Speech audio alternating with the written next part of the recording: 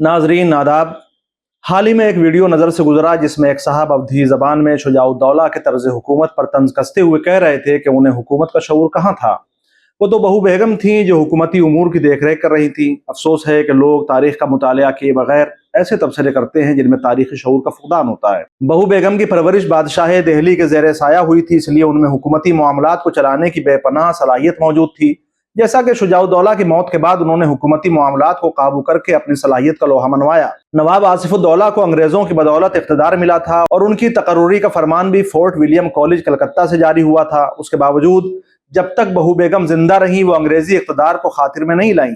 यही सबब हुआ कि अंग्रेजों ने आसिफुद्दौला को पाया तख्त मुंतकिल करने की तरफ माइल किया और वो फैजाबाद से लखनऊ चले आए। बहू बेगम की बसीरत, शुजाअत और हुकूमती मामलात को चलाने में उनकी महारत से इनकार नहीं किया जा सकता, मगर ये तारीखी हकीकत के खिलाफ है कि शुजाउद्दौला को हुकूमती मामलात की समझ नहीं थी, क्योंकि दिल्ली से लेकर अवध तक अपनी शुजाअत और बसीरत का सिक्का मनवाना आसान नहीं था।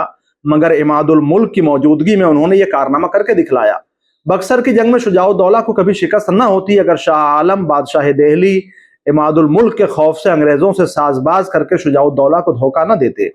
बादशाह दिल्ली ने इलाहाबाद के बदले हिंदुस्तान का मुकद्दर अंग्रेजों को सौंप दिया था, वरना शुजाउद्दौला के पास अंग्रेजों से ज्यादा माहिर फौज और उनसे ज्यादा भारी तोपखाना मौजूद था। मगर शाह आलम की गद्दारी ने बक्सर की जंग हरवा दी। इससे पहले शुजाउद्दौला की शुजाअत और बसीरत को मुख्तलिफ मौक़ों पर तारीख ने देख लिया था, जिसके लिए तारीख का मुतालिया करना चाहिए। अलबत्ता तारीखें भी अंग्रेजों की लिखवाई हुई हैं, लिहाजा बहुत सी जगहों पर संभल कर तज्जिया करना पड़ता है। शुजाउद्दौला को 16 जुलाई 1748 ईस्वी में 9 उम्री में मीर आतश का बुलंद मनसब अता हुआ। इस मनसब की बदौलत उन्हें दिल्ली और अवध में शोहरत हासिल हुई। 1750 में उन्होंने अहमद खां बंगश से लड़ाई लड़ी और दूसरी बार फरवरी 1751 ईस्वी में दुआबे के पठानों के खिलाफ मार्का लड़ा।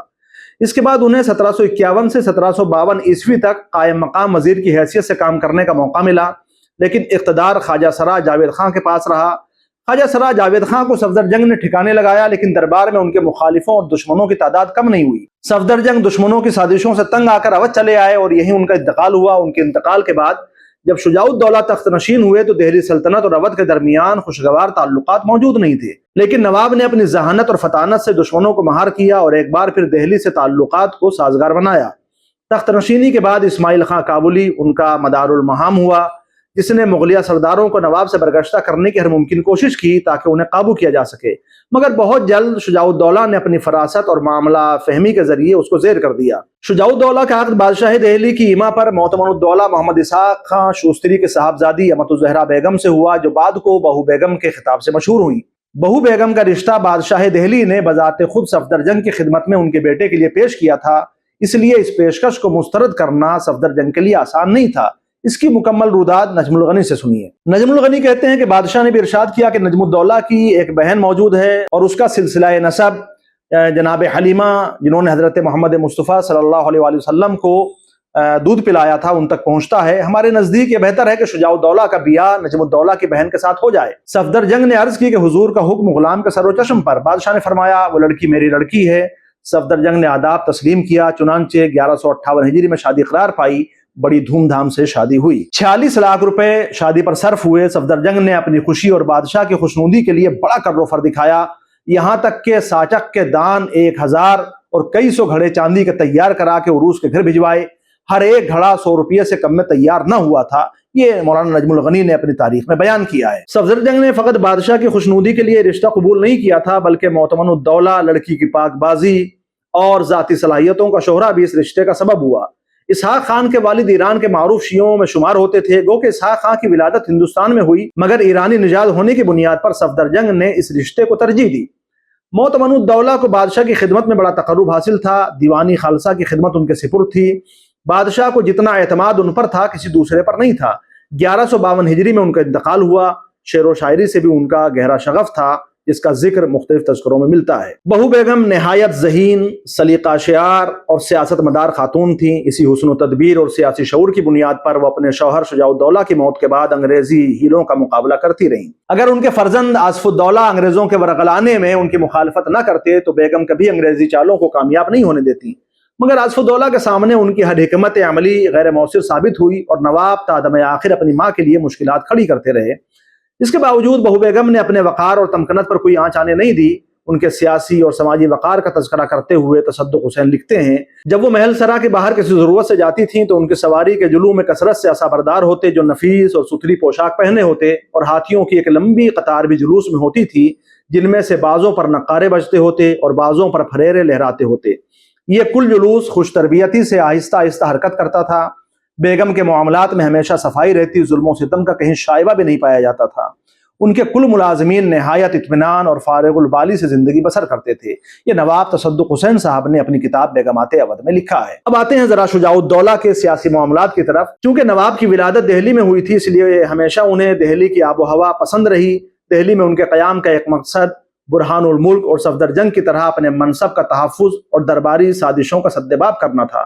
ان کے والد کے سیاسی حریفوں کی بڑی تعداد دہلی میں موجود تھی، جن کی نگاہوں میں ہمیشہ شجاع الدولہ کانٹے کی طرح کھٹکتے رہے۔ صفدرجنگ کے متبنہ غازی الدین خان عماد الملک، جو ہمیشہ شجاع الدولہ کے سیاسی حریف رہے، ان کے دہلی میں قیام کی بڑی وجہ بنے رہے۔ عماد الملک کے فتنہ و فساد نے سر اٹھایا تو شاہ عالم بھی دہلی میں ٹھہر نہیں سکے اور دہلی چھوڑ کر سہارنپور نجیب الدولہ کے پاس چلے گئے۔ نجیب الدولہ نے تقریباً 8 ماہ تک ان کی میزبانی کی۔ اس کے بعد بنگال کی تسخیر کے ارادے سے وہ صوبہ اودھ پہنچے اور موہان میں قیام کیا۔ شجاع الدولہ نے ان کی تعظیم و تکریم میں کوئی دقیقہ اٹھا نہیں رکھا اور اصالت خان، محل دار خان کی معرفت 50,000 روپیہ نقد، ہاتھی گھوڑوں اور دیگر تحائف کے ساتھ ان کی خدمت میں روانہ کیا۔ اس کے بعد بذات خود ان کی خدمت میں حاضر ہوئے اور مختلف مسائل پر تبادلہ خیال کیا۔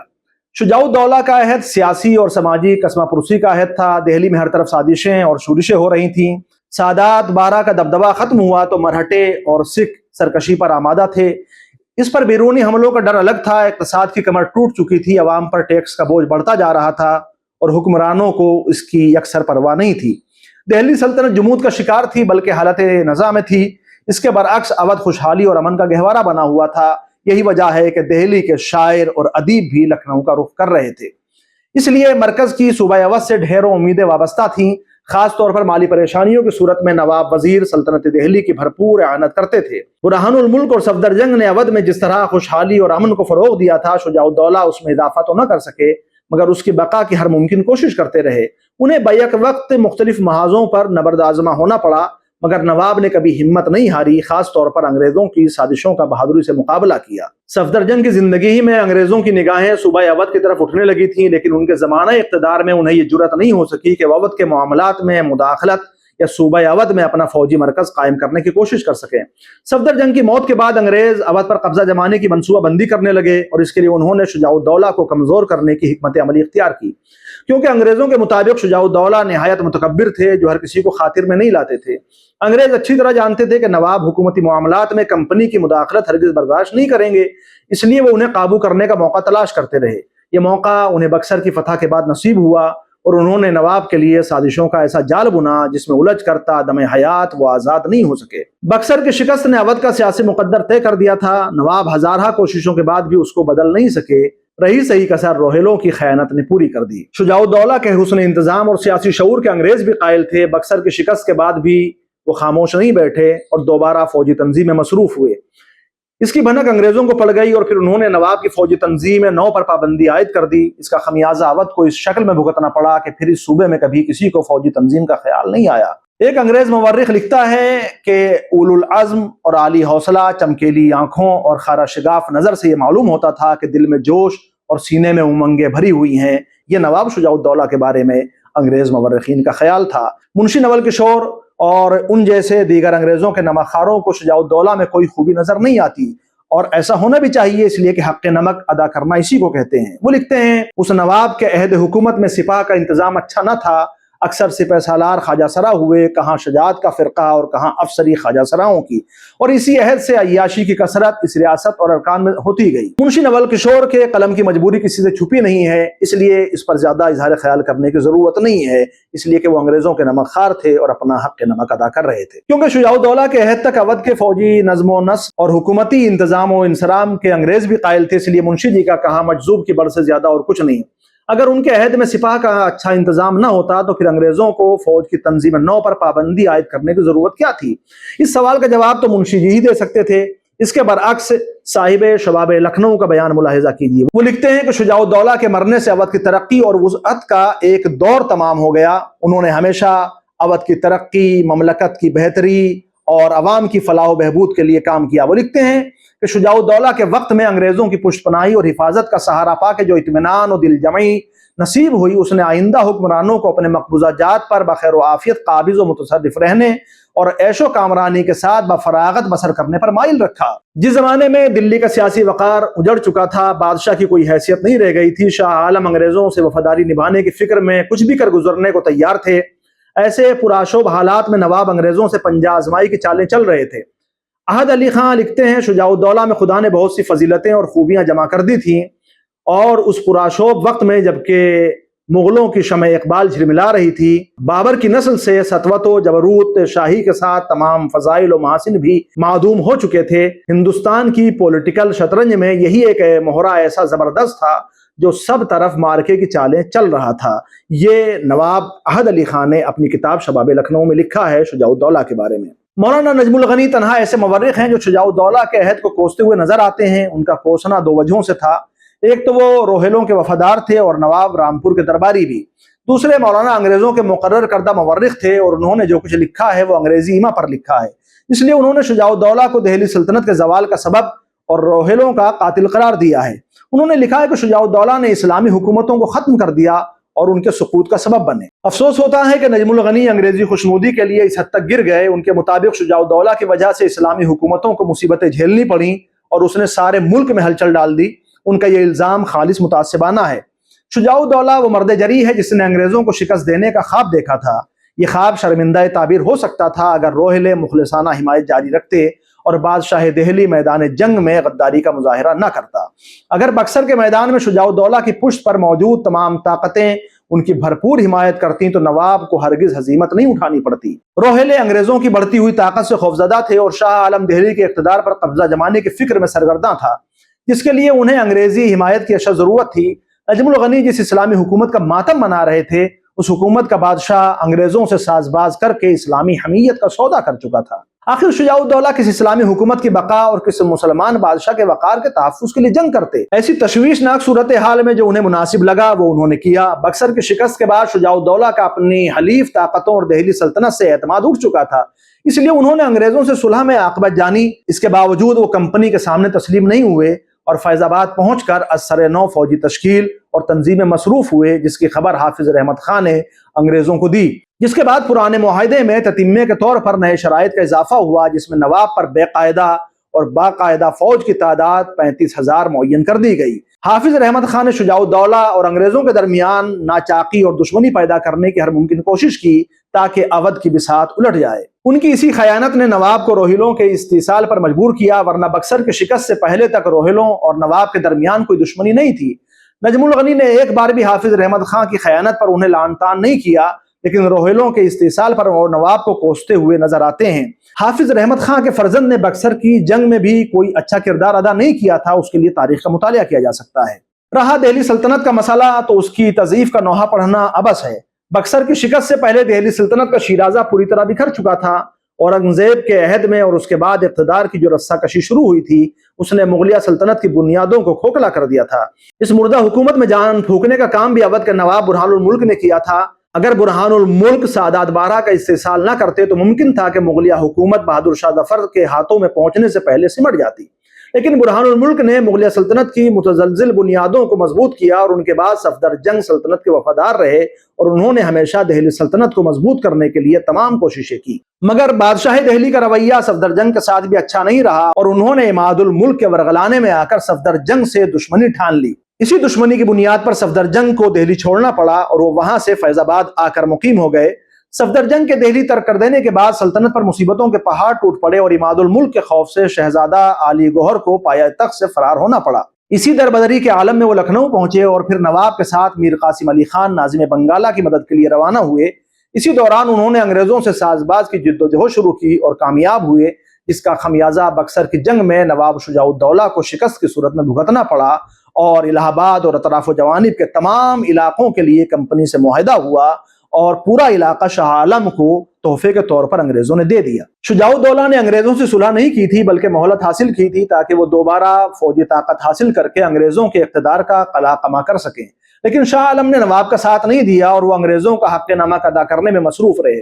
उनका दरबार अंग्रेजों के मुखबिरों और हवाखाहों से भरा हुआ था, इसलिए उन्हें हमेशा नवाब से बदगुमान रखा गया। इससे पहले कि नवाब अपनी फौजी ताकत को बहाल करके नई महाज़ाराई में मसरूफ होते, अंग्रेजों को इस तैयारी की खबर दे दी गई और नवाब शुजाउद्दौला को अंग्रेजों से फौज को मुअय्यन करने के लिए और उसकी तादाद को महदूद करने के लिए नए मुआहदे करने पड़े। शुजाउद्दौला के इरादों पर रोशनी डालते हुए सफदर हुसैन लिखते हैं कि इस फौजी तैयारी से शुजाउद्दौला का मकसद यह था कि वो पहले अपने खोए हुए मकबूजात यानी इलाहाबाद और बुंदेलखंड के इलाके वापस ले लें, फिर रोहिलखंड पर कब्जा करके जब कुव्वत पूरी तरह मुस्तहकम हो जाए तो कंपनी से समझ लें। लेकिन शुजाउद्दौला की बढ़ती हुई फौजी ताकत ने बहुत जल्द कंपनी को मुश्तबा कर दिया। नतीजा ये हुआ कि शुजाउद्दौला को अंग्रेजों के साथ फौज की तादाद को महदूद करने के लिए मुआहदा करना पड़ा। इस मुआहदे के बावजूद शुजाउद्दौला ने फौज में कोई तखफीफ नहीं की, अलबत्ता वो इसके बाद फौज में कोई नया इजाफा नहीं कर सके। उसके बावजूद नवाब ने अपने सवाबदीद से जल्द इस मसले को हल कर लिया और कोशिश ये की कि अवध दूसरी मुसीबतों की जद में ना आए और जो मामलात जैसे चलते हैं वो चलते रहें। ये लंबी चौड़ी रुदात सुनाने का एक मकसद ये है ताकि आपके जहन में नवाब शुजाउद्दौला की सियासत और बसीरत का एक खाका आ सके, वरना अगर आप उससे पहले की तारीख का मुतालिया करेंगे तो आपको मालूम होगा कि अहमद शाह अब्दाली के हमले के वक्त, रोहिलों के इस्तीसाल के मौके पर या अलग अलग जंगों में शुजाउद्दौला ने क्या नुमाया किरदार अदा किया। अगर ये कहें कि शुजाउद्दौला हमेशा बहू बेगम के असर में रहे तो ये गलत है, इसलिए कि शुजाउद्दौला खुद मुख्तार इंसान थे, आज़ाद थे, अपने फैसले खुद लेते थे। इसका अंदाजा हमें उस वक्त होता है कि जब अहमद शाह अब्दाली ने पानीपत के मैदान में पड़ाव डाला हुआ था और मुहर्रम का ज़माना आया और शुजाउद्दौला मातम करते हुए अपने लश्कर के साथ नौहा पढ़ते हुए फौजी पड़ाव के दरमियान से गुजरे, तो जो वहाँ मौजूद थे दूसरे अफराद, उनको बुरा लगा और उन्होंने अहमद शाह अब्दाली से जाकर इसकी शिकायत की। अवध का नवाब यहाँ पर वही राफजियों के तरीके अपना रहा है और मजलिस व मातम कर रहा है, मुहर्रम के अय्याम हैं, तो अहमद शाह अब्दाली ने कहा कि वो जिस मजहब पर हैं उनको उस मजहब के मरासिम को अंजाम देने से कोई रोक नहीं सकता है। इससे अंदाजा होता है कि शुजाउद्दौला कितने बहादुर थे, कितने दूररस थे और किस तरह वो अपने फैसले खुद करते थे। लिहाजा ये कहना कि उनके फैसलों पर बहू बेगम असरअंदाज होती थी, ये कहना बिल्कुल गलत है। हाँ, बहू बेगम की बसीरत और शुजाअत से इनकार नहीं किया जा सकता, इसके बारे में किसी और मौके पर बयान किया जाएगा। मुख्तसर ये कि शुजाउद्दौला एक बेहतरीन मुंतजिम और मुनसरिम थे, उन्हें हुकूमत चलाने में महारत थी, जिसका एतराफ़ मुवर्रिखीन ने भी किया है और अंग्रेज़ों ने भी। लिहाजा ये कहना कि उन्हें हुकूमती मामलात का शऊर नहीं था और तमाम मामलात बहू बेगम संभालती थीं, खिलाफ तारीख है। और ऐसे अफराद को पहले तारीख का मुतालिया करना चाहिए, उनके अहद के कारनामों के मुलाहिजे के लिए किताबों को देखना चाहिए। किसी एक वीडियो या बयान से शुजाउद्दौला की हाकमियत, सलाहियत और लियाकत का अंदाज़ा नहीं लगाया जा सकता। आज के लिए इतना ही, बाकी आइंदा। तब तक के लिए खुदा हाफिज।